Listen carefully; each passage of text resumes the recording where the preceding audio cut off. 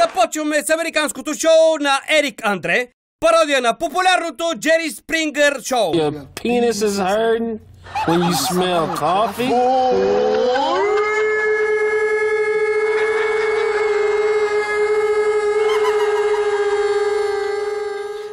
Пухкавелката е гадже на единия и сега ще става каквото ще става. You cheating on me, big boy? Прелюбодеецът и отговаря с порой от нецензурни думи, което я трогва до сълзи. И както се бляскат, внезапно засвирва музика.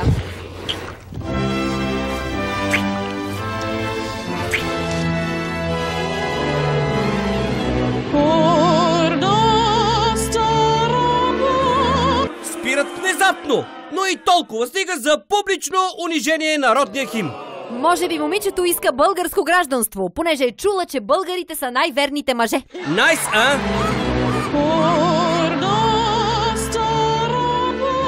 От тази американка не една, а цели 2 слепени българки можем да си направим. В шоуто на Ерик Андре се шегуват с нашия химн, а в сериала Западното крило с президента ни. Виждаме група дечица, които са дошли в Белия дом да поздравят президента за Коледа. That's about enough. Come on, I'm a busy man. I am, after all, the president of Bulgaria. Президентът на САЩ се опитва да разсмива децата с невинни шегички. I am, after all, the president of Bulgaria. Да има да взема! Нашия президент е много по-забавен!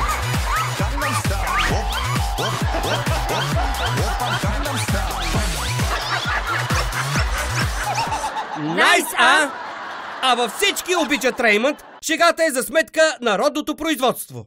Франк и Мари се завръщат вкъщи след неуспешен опит да се заселят в градче за възрастни хора.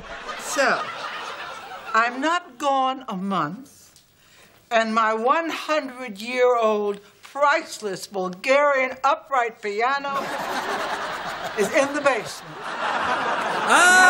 Българско значи. And my 100-year-old priceless Bulgarian upright piano is in the basement. Всички обичаме Реймънд и неговата майка също, но българско производство на пиана ние нямаме.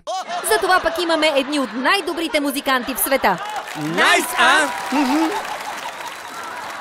И се пренасяме в друг сериал – Сабрина, младата вещица. Сабрина уж е вещица, но е пълен гьон по химия и само на нея опитът не й се получава. Cool, that's the 7th time today. Thanks for your help, Libby. Sorry.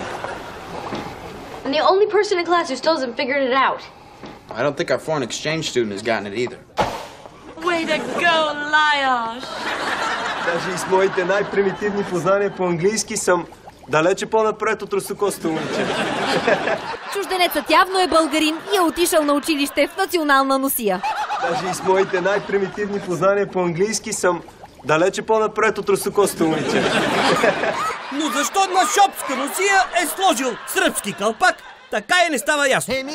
Стига, Лайош! Не дей да издребняваш. Важното е, че от всички екзотични народи авторите са избрали точно българин. Найс, а?